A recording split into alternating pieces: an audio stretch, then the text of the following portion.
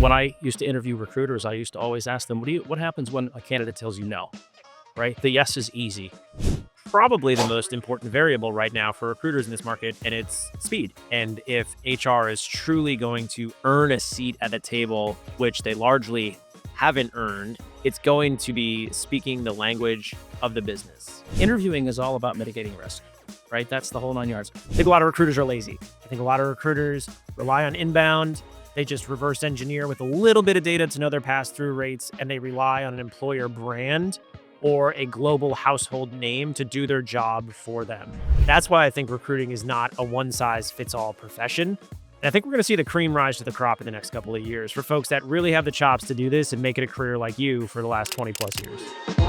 There we go.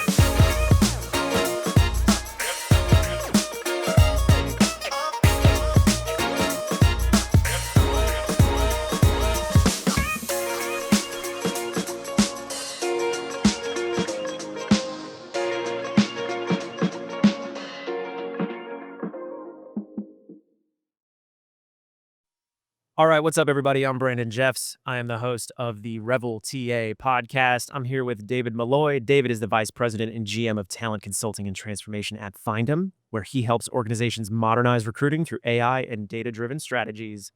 He previously served as the Global Head of Talent Acquisition at Nutanix, scaling the company through rapid growth and major transformation. More than 2 decades of experience in TA leadership, David's built high-performing teams, designed inclusive hiring programs, and advised executives on how to align talent strategy with business outcomes. Today, he's recognized as a thought leader on the future of work, the ethical use of AI in recruiting, and the power of data to drive smarter workforce decisions. What's up, David? Hey, Brandon, good morning. I'm psyched to have this conversation, man. Well, I'm thrilled to be here. Thanks so much for having me. So we're out here on the floor in beautiful Las Vegas, Nevada. HR tech is an interesting time. How many times have you been out here? I feel like you've been around the industry for a while. Like, what is the vibe? Yeah, a lot of energy here. It's a great event. It's high caliber. A lot of I just in the last 24 hours, the amount of just conversations I've had with thought leaders here, it's really energizing.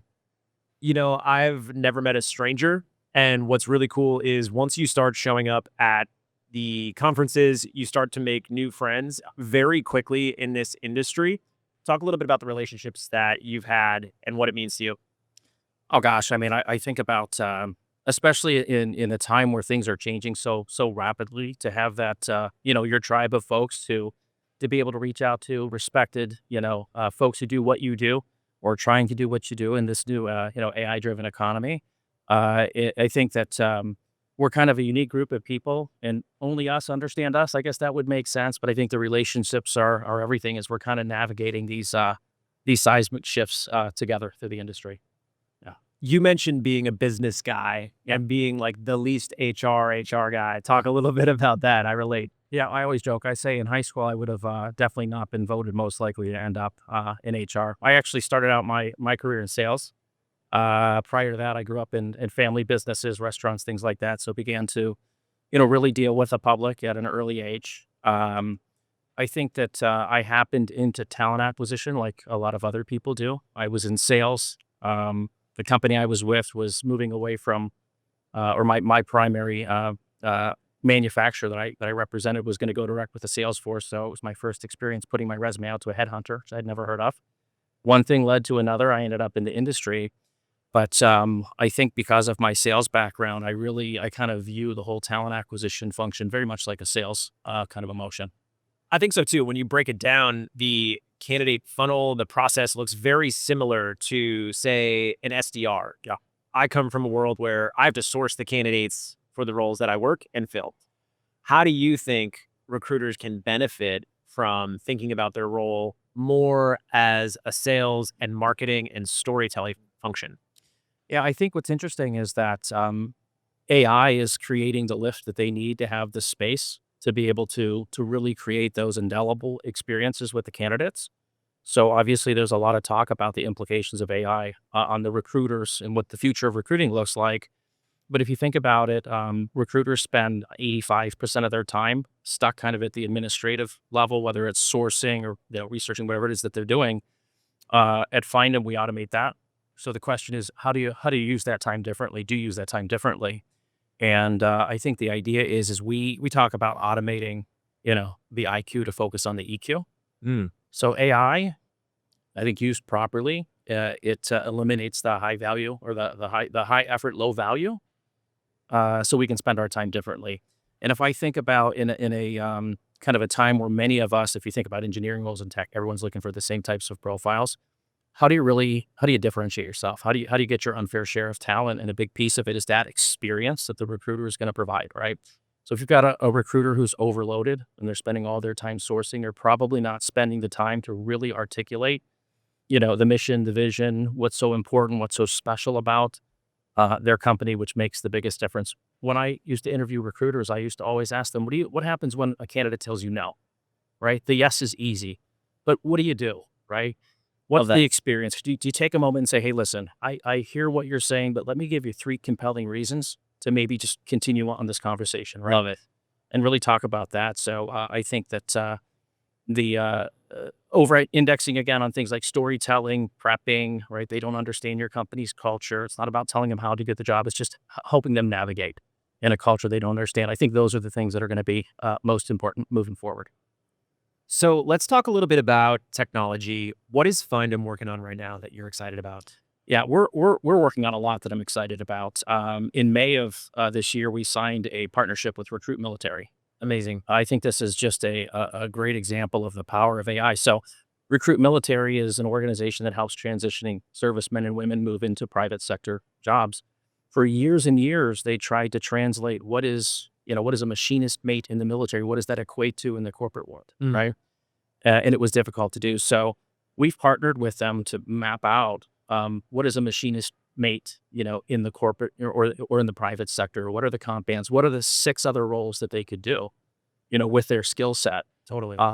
So being able to really help make that transition, and there are a lot of companies that are super passionate about hiring veterans. They just don't understand where and how the skill sets line up, and it's much more. There are many more matches than people would assume at surface level. Now, No. when you think about Findem, how do you differentiate the product from all the other sourcing tools out there? I look out at the conference and in the expo hall, there's tons of sourcing vendors. Yeah. How is Findem differentiating themselves from the pack? Yeah, and there are a lot of high quality vendors here. Agree with that. Our founders were big data guys, right? Okay. So they recognized a problem within our space. And if you think about AI today, the data was built for human consumption. Yep. Not for the machines, right? So we have the most robust set of labeled data, by experts that exists in the world. So I think that's a differentiator. And then 3D data. Nice. So what we do is we enrich a profile to create more context. And I'll give an example. If let's say that your hiring manager wants you to find a sales rep who is accustomed to high-paced environments and high growth. Okay.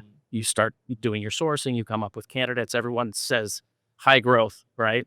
What we'll do is we'll take a candidate, we'll take a look at the company they work for. Yep.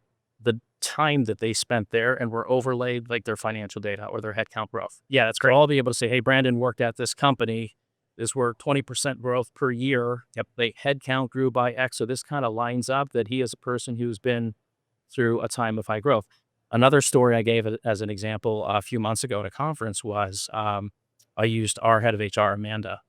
So we're a smaller company, but we're growing rapidly. So we wanted somebody who had, the chops to endure all the startup. Oh, sure. Growing pains, but somebody who could grow with us. So if you were to take a look at what her background was, the company, she's worked at smaller companies, she's worked at larger companies, but it really measures what you've endured. She went through COVID. She went through the Great Resignation. So you can see the dips in the company's headcount where she was head of HR. She's seen some stuff, right? So for us, it just was, I think it ups the chances of success because it provides context. One other thing, like imagine you're looking for a CFO, you find a CFO candidate, but you're a 200-person organization. They came out of a 100,000-person organization. Just provides a little bit more context.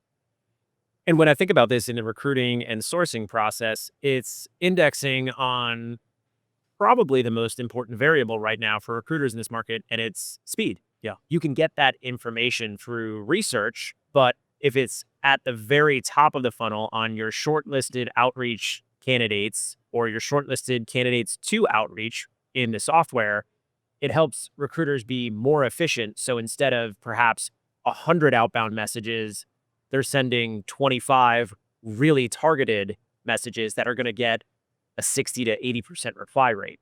Yeah.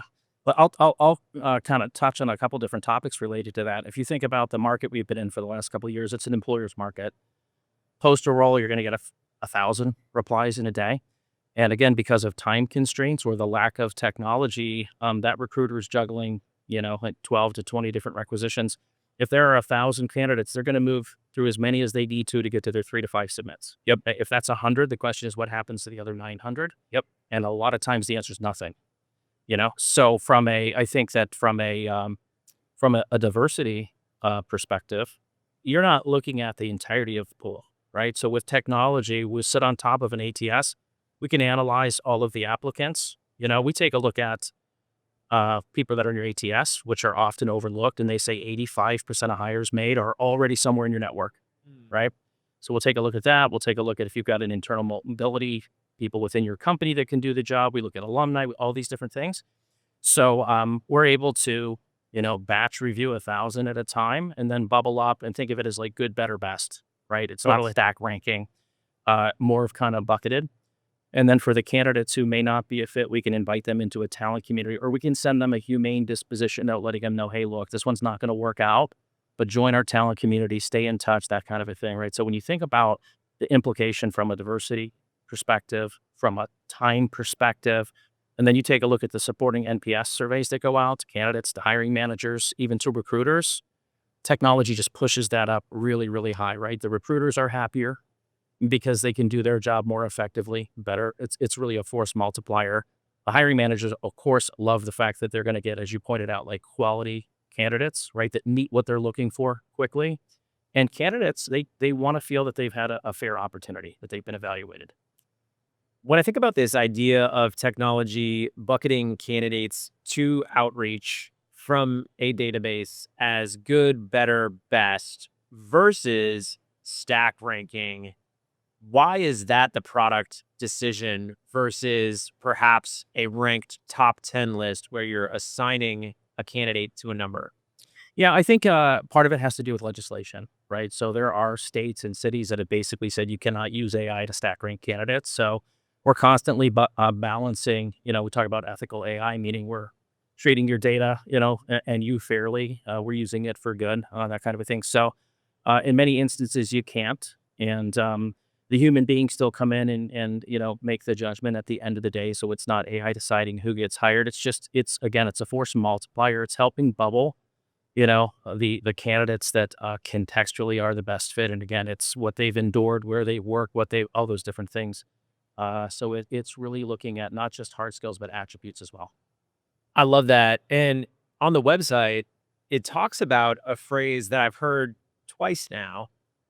So can you describe what time to slate means? Yeah. Yep. So it's a metric. So basically it's from the time a requisition opens until the time that the hiring manager begins to receive, qualified, interested, and available candidates. So it's one of, and the metrics are, a lot of them will stay the same, but there are new ones. So when I think about what are traditional recruiting metrics, it's time, cost, quality, and quantity. Yep. Right. All the time too. Time from open to first submit, time to fill, time to start, different things like that. And then I think that we realized that if we were going to really be able to do that much better of a job by matching, we should be able to impact things like a mishire rate, which we don't talk about a lot. Everybody has one. I defined it. I guess we collectively agreed that we would consider a mishire, whether it was regrettable or regrettable attrition, in the first 6 months. Okay. Didn't mean it was a bad candidate, just meant for whatever reason it didn't work out. And we kind of formulated this hypothesis that if we were, really doing this at a much higher level, better quality matches, et cetera, we should decrease. And again, contextually looking at the candidates, what they've endured, we should be able to decrease that. So we set a company goal that we would cut that down by 50% in 3 years. We cut it down by 50% in 7 months. It's amazing. We look at the cost of a mishire. They say it's 2 to 3 times the base salary of the employees. It's very expensive. What customers is Findem working with right now that have interesting use cases? Oh gosh, a lot right now, and I would say probably the most interesting use cases we have are ones that we're not quite ready to talk Yeah, about. right So I'll on. just simply say, Fair. stay tuned. We've got a lot happening. Yeah. That's totally fair. I want to go back to what you mentioned: time, quality, Time, cost, cost, quality, quantity. and quantity. Yeah. A lot of times I hear recruiters leave out that quantity piece. And I think it's super important to talk about because we've all had those hiring managers where you send them 20, 30 candidates and they're still not satisfied with the pool, their slate. When we index on becoming strategic advisors to the business, it involves pushing back. It involves telling a hiring manager, hey, look, like this is not how we're going to operate an SLA to the business. How do you think recruiters can become more strategic and be able to have those conversations and get away from that traditional white glove service jump when the hiring manager says jump? Yeah. So this is part of within the whole transformation journey. Companies they're under pressure to bring in some kind of an AI solution, and they bring it in. They try to use it in the same way. So we've trained just like we've trained our customers how to buy. Right. We've trained our hiring managers how to consume. So I took kind of a very Moneyball approach to Okay. my team. So I had the batting averages of every single recruiter. The first thing to think about is this: like I would hear a lot that when I interview recruiting leaders, how do they manage their teams? Well, they each need to make 10 submits per week, and it's really interesting because if you take a look under the covers, you've got recruiters that have a 2-to-1 submit to interview to hire ratio, and you've got some that have a 12-to-1. So for the one that has a 12-to-1, they really need to do 120 that week, not 10, to get the same results as somebody who has a much higher batting average. We One of the, I guess, unintended consequences that took a lot of communication and enablement with the hiring managers was the fact that when you take a sharpshooting approach versus a shotgunning approach, your volume's going to significantly drop. You don't have the filler candidates there. So when we went with Findem, our volume decreased significantly, but the quality went through the roof. Yep. And I was getting calls, panicked from leaders telling me your recruiters they're not working. I'm not getting this. And I would say, hey, look, do you understand right now? This is not about, this is not the candidate buffet anymore where you've Correct. got a heaping plate of stuff. This is a piece of grilled chicken and broccoli. It's better for you, right? You're going to save time, money, etc. If you take a look at traditionally the way it's been done, how many candidates that you talk to from a recruiting perspective, a manager, how many they interview to get to a hire? I mean, it's incredible. It's hidden costs. It's incredibly expensive. And every hour a hiring manager spends interviewing, they're not doing whatever their function is, right? So there's a huge opportunity cost to the company. When I think about digital transformation in the HR tech stack, we saw on the recruiting side a few major advancements in my time in the last 10 years. One was mobile optimized applicant tracking systems so candidates could apply from their phone. Yeah. And then the second, I think, is this idea of SMS. So certain candidates aren't responding to phone calls, aren't responding to email sequences, don't have a LinkedIn profile. So how is the digital transformation with AI different from some of the things that we've already seen? Yeah. So I think if you think about the reverse story of a hiring manager getting a ton of unqualified applicants, I think the reason why people are not answering messages like they used to is they're just getting spammed, right? They're just getting 1,000 messages a day. It really doesn't matter if it's a text, if it's on WhatsApp in Europe, or if it's an in-mail, if it's an email or whatever else. What's happening is that the match quality for opportunities presented is so low that you just stop opening up the inbox, right? So I think in the same way that we can deliver, really targeted, qualified, interested, available candidates to a hiring manager, we also owe that to the people we're going after, which is to not waste their time and fill their inboxes. So I really think that it works in reverse as well, and I think that we'll used to get excited when you got an email about an opportunity. I remember during the days of the Great Resignation. Oh, sure. Like 10 emails a week on things. Today, I always find it funny. I'll get a text telling me that I've been, recognized as somebody who's qualified to be, a warehouse worker for Amazon. You've got to wonder, how is this happening? Yeah, right. So when you think about the sea of vendors, you can come out here and buy anything you want. I think about a strategic TA leader coming to market with budget after they've done their research. They've broken down the candidate funnel into a specific candidate journey. they've identified the process, they've looked at the data, and then they start writing checks. A lot of folks in this space tend to buy from those referrals. It's an emotional buy. If you're in sales, good luck tracking customer intent data. Mm-hmm. What are you thinking about when it comes to procuring software, especially with AI and the legislation moving so quickly? Yeah, a couple things.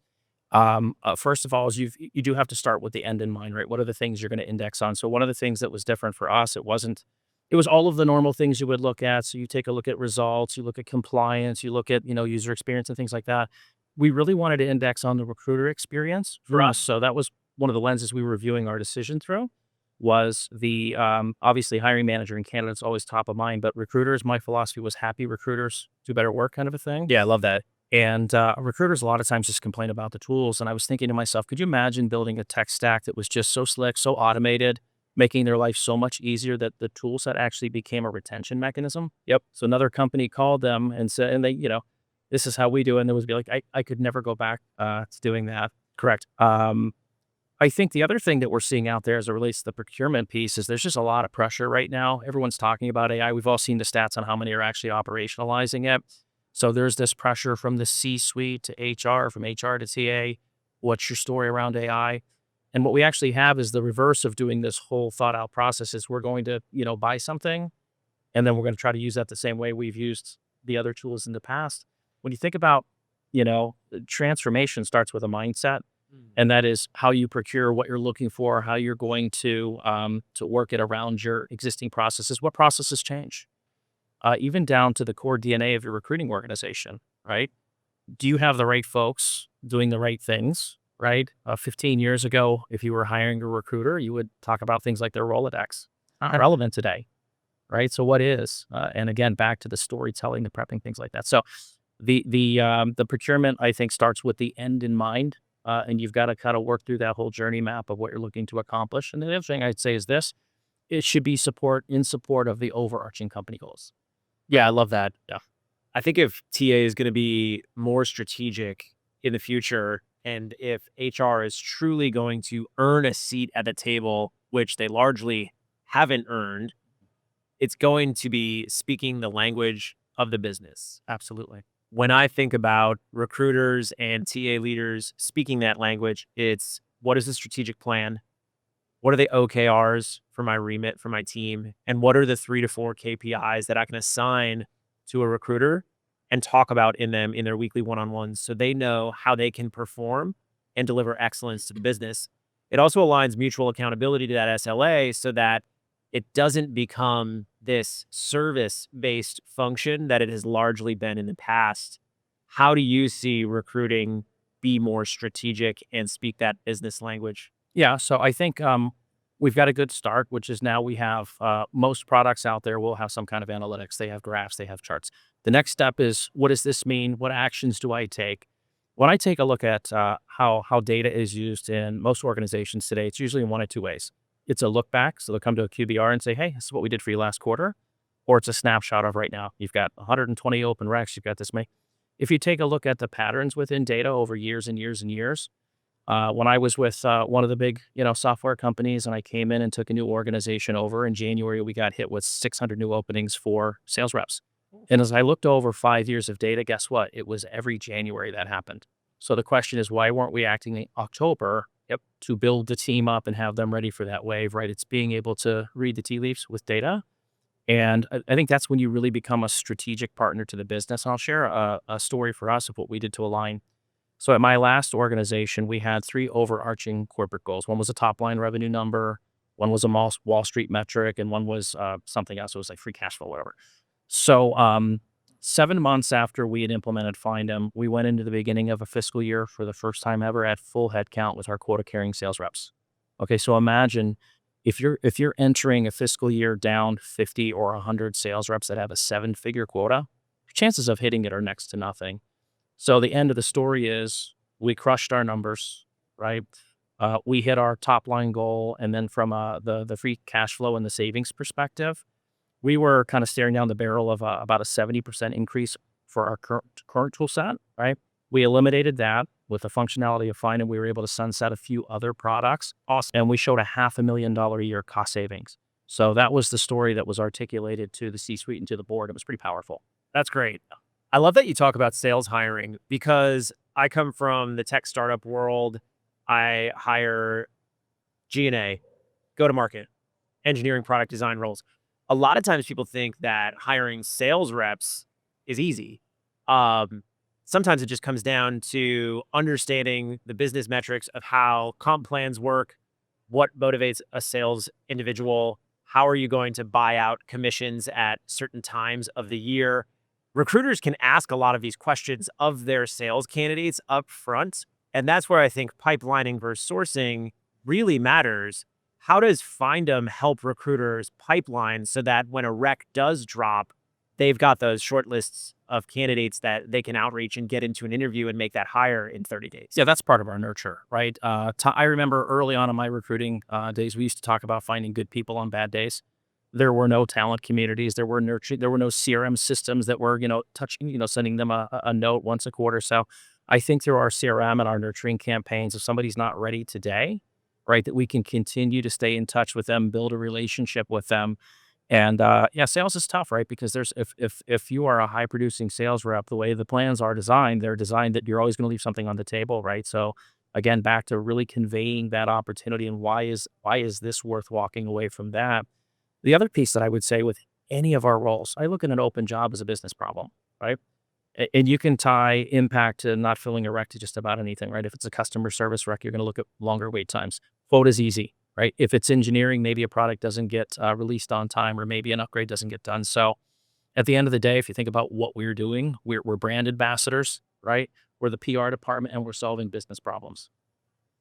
When I think about intake and kickoff calls, one of the most important questions a recruiter can ask is, do we really need this person? Yeah, absolutely. I think I think in many cases, the recruiter probably doesn't feel empowered to ask that question to the hiring manager, right? Because they're sometimes relegated to that order taking. It's like, this is what it is. Don't question it. Go out and find it. I think within the intake, part of what's been missing is the intake is generally produces like a laundry list of skills, but really doesn't talk about what the expectations are in the role. We don't convey the culture. We don't do all of those things to paint the full picture. So it becomes very one-sided. This is what we're looking for. Do you have 5 years of this? Have you, XYZ, versus kind of like that balanced give and take. In the interview process, you're either buying or you're selling, right?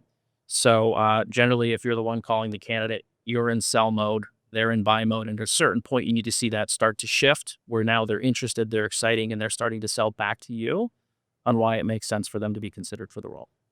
And that's the thing I always think about. You mentioned years of experience. So David, you say in this job description, you want somebody with 5 years of experience, just to make sure if I find the perfect candidate that meets all the other criteria, but they only have 4 years of experience, you don't want to talk to them, right? Yeah, that's what being a talent consultant is and an advisor, right? It's having those questions, the thought-provoking questions. And, they're always going to come back and say, oh, yeah, I would definitely. I just, in my experience, if you don't have 5 years, you don't, but you do have the overachievers and the outliers. That's where 3D data comes in. Yeah, absolutely. Talk about that.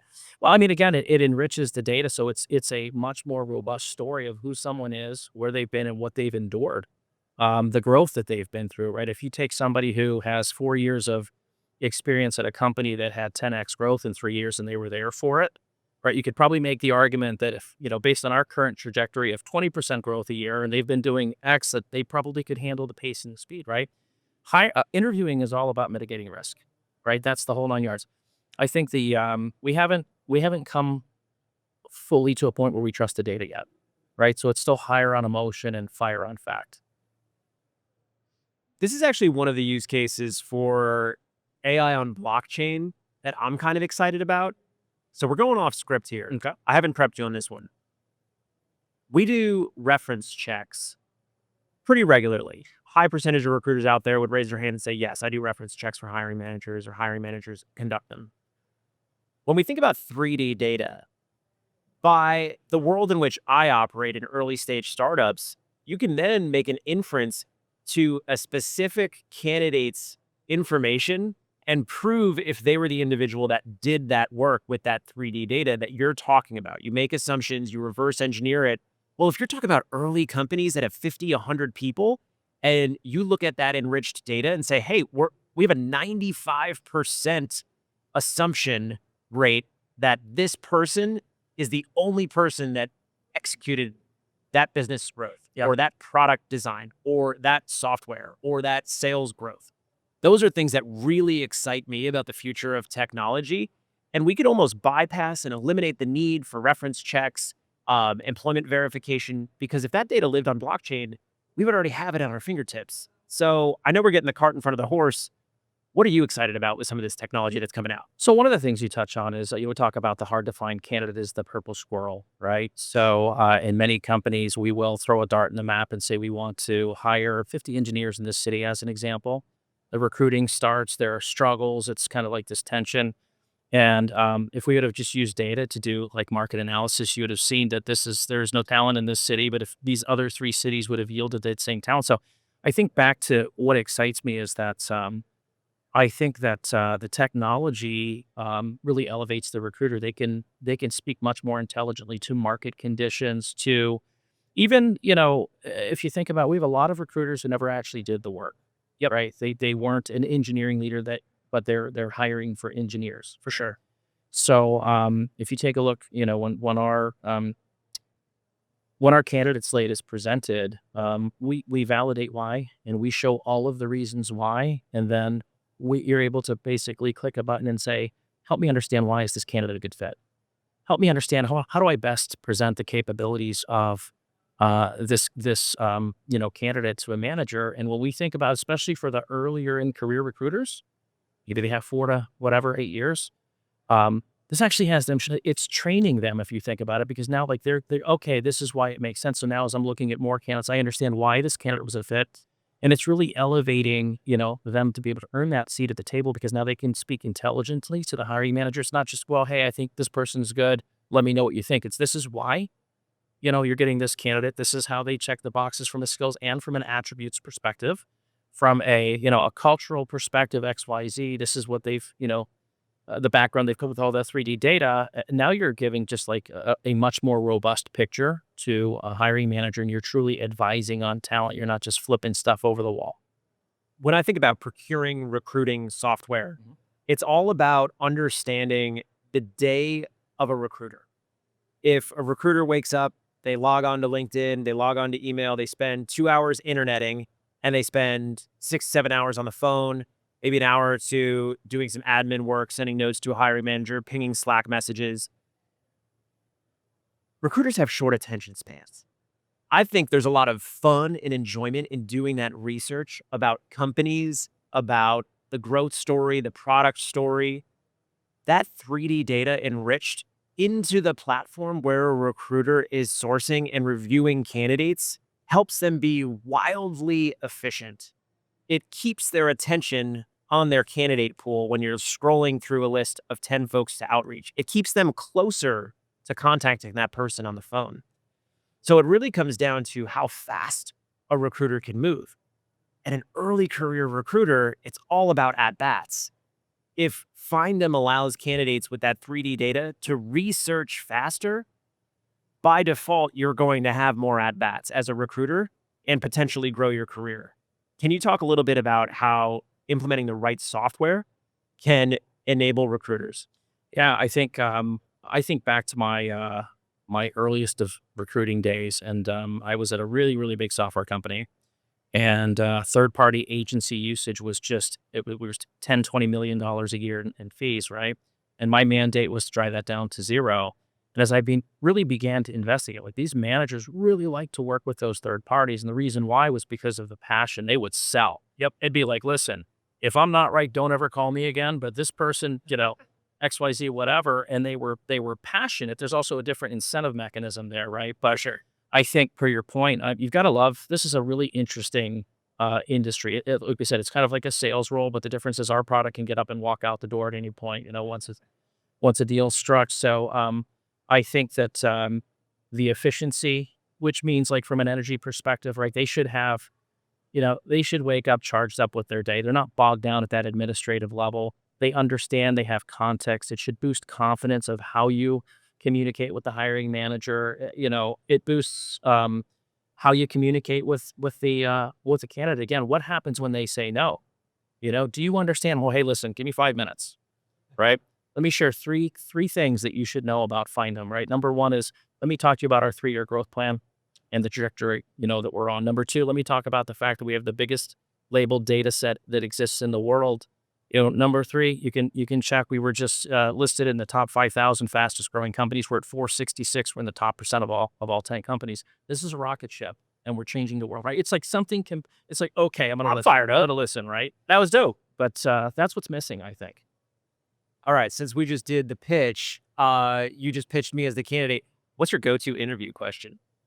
Oh gosh, it depends on what the role is, but for me, I think that I want to understand and get under the covers of how things were done. Yep. I sold X. Super. How? Walk me through. Who was your first contact? What was the message? Did you bring in executive sponsors? Walk me I really want to understand, right, what their specific impact on a certain situations. That's the behavioral part of the interview, which is really interesting to understand.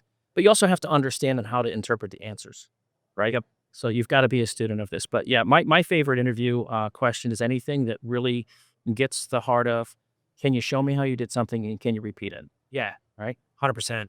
When I think about sourcing tools, I break it down into eras. And currently, I think about technology like Findem is sourcing 3.0.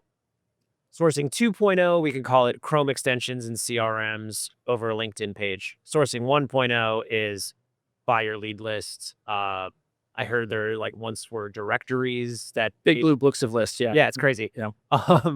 So when I think about sourcing 3.0, I'm really excited because I've only ever had to source, and I know there are a lot of recruiters out there who can rely on inbound applicants. So there are a lot of recruiters out there that now in these periods of ups and downs in the market, when they have to fill a pipeline, they actually realize they don't like recruiting.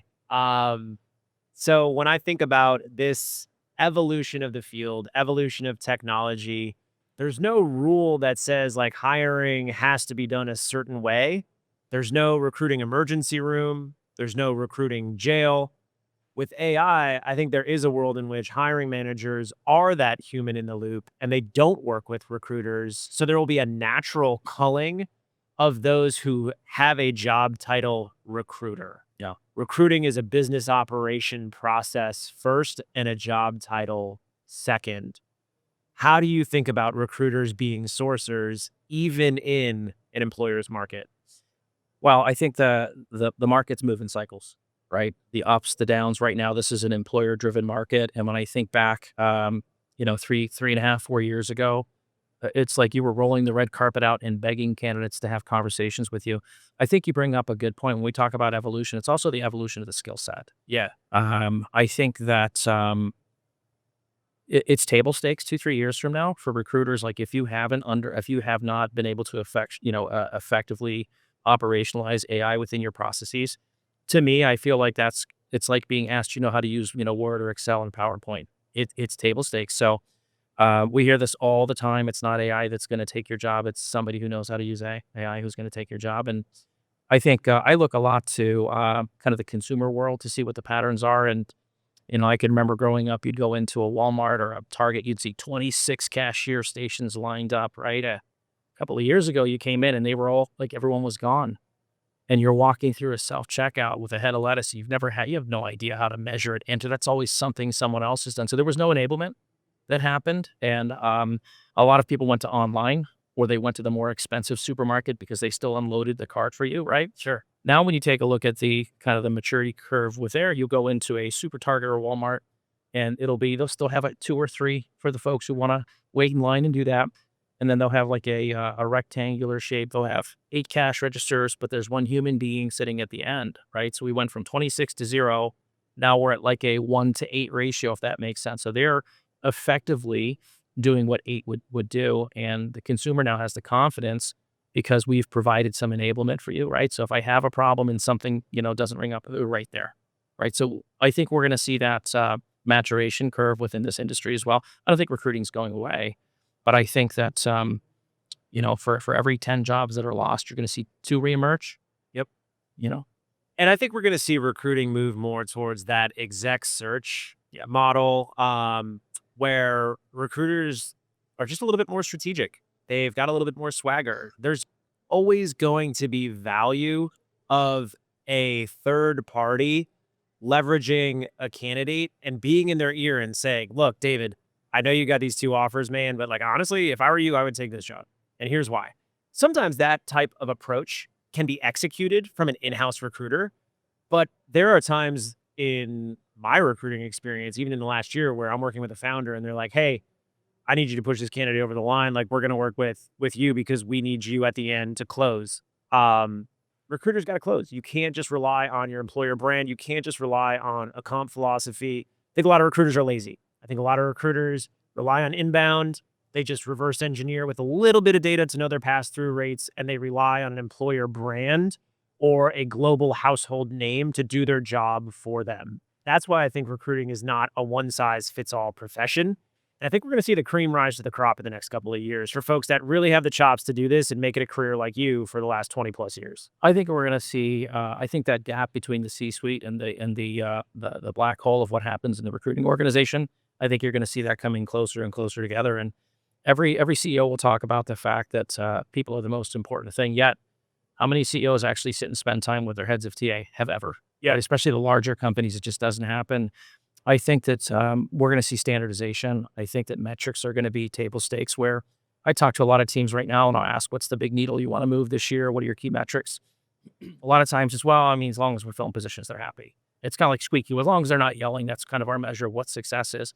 That's not going to be acceptable much longer, honestly. It's just not. So I think you're going to see talent acquisition really emerging as more of a corporate business function. Yeah. As we talked about, data, charts, graphs, speaking the language of the business, predictive analytics, not being great at telling the past, but being able to begin to tell the future a little bit.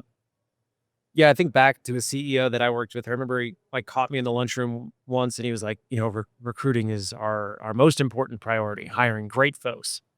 It's like, okay, cool, prove it. You're paid in 25th to 50th percentile comp. Yeah. Like, prove it, bro. Come on. Like, don't tell me that and not back it up, because sometimes we hear these business tropes. We're going to hire, develop, and retain the best people. And that's just a phrase. We talk about best practices. According to who?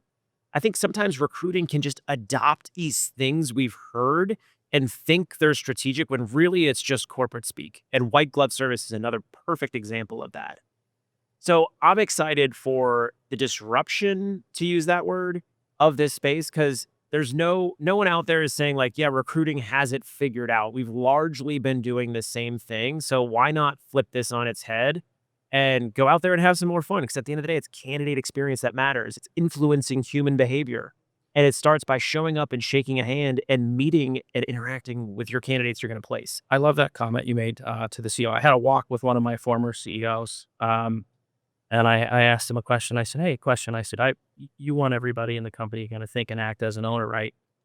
He said, "Of course." He said, "Well, why did we stop paying sales reps, or why did we stop providing any RSUs for them?" Right? Exactly. They're not. So whenever you are a great recruiter, you're like the secret weapon. You're going to, they really trust that. But you also, a friend of mine said a couple of weeks ago, we're in a time right now within talent acquisition that in a lot of cases, people are more concerned with keeping their job than doing their job. Yep. You have to have a point of view. You have to be a thought leader, unless you want to be just viewed as a cost center versus a strategic and a competitive differentiator. 100%. And we can't redefine gap. So I'm excited about when we think about moving forward with recruiters becoming more strategic. How do you think recruiting can finally earn a seat at that table? Data is one, results is the other, right? You have to be right more often than you're not right. And I think at the end of the day, you've got to be able to tie your activities and your actions to impact at the corporate level, right? You've got to move the needle and you've got to take that responsibility. I think a lot of times within recruiting, it's once the hire's done, it's done. And there's not like any skin in the game afterward. I did my job. I got them here. You keep them here. We should be, really dialed in at the most molecular of what the mission and vision of the company is, and we ought to be able to move the needle and then be able to prove it and articulate it, and again, take all that great charts, datas, et cetera, and convert it into, executive briefs, letting them know what you did, how you moved the needle for the company, and why you're a function that they just can't live without. It's amazing. What advice do you have for recruiters to be better at their job on Monday? I think this is a time where we all have to, especially those of us that have been in it for a while, right? The decision around AI, it's been made, right? The answer is, what are you going to do about it? I think that take the extra time, educate yourself. The world has changed. It's in corporate, it's adapt or die, right? So I would say that if you want to have a relevant skill set 2-3 years from now, then you've got to figure out what other people have already begun to figure out. It's amazing. And then last question, what's the white paper you're about to drop? Oh yeah. So I was just kind of really exploring my own thoughts around what are the challenges, why the lack of standardization, what is that gap between recruiting and the C-suite, what are the things we need to really do and get very proficient at to earn and stay, at the table and be really viewed as a bona fide corporate function.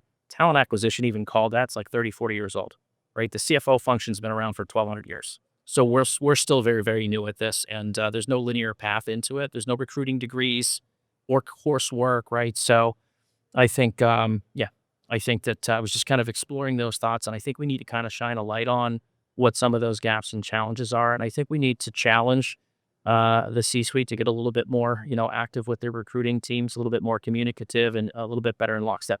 If people are really the number one asset at the company, then we need to probably spend a little bit more time focusing on that. I love that you mentioned the historical context of the CFO. There's an interesting stat about humanity that I love, and it's that humans invented compound interest before they invented the wheel. Oh, wow. And I think about recruiting being one of the oldest professions. If I'm a caveman and you're a caveman and you got to push a boulder up a hill, well, I might know another caveman a couple caves over that can help us out. Yeah. That's recruiting. David, I'm excited about the future of Findem. I'm excited and grateful for this conversation. Thank you for your intentionality, for your thought leadership, for what you're building. Thanks for coming on the show, It's man. been fun. We'll have to do it again. Hell yeah. All right, man. Thank you.